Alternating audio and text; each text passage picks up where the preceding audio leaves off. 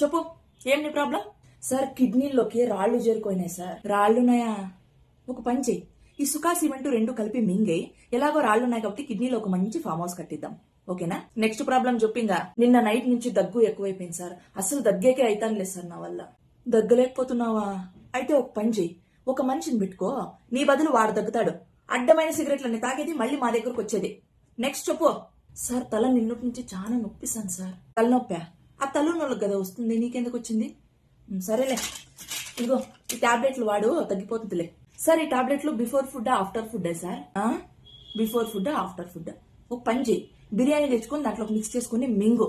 టాబ్లెట్ల మీద రాసినాం కదా ఎప్పుడు వాడాలనేసి. చదువురు. ఓ వాట్సాప్ ఫేస్బుక్ చాట్లు అయితే రెయ్యంతా గానిలే చదువుతారు.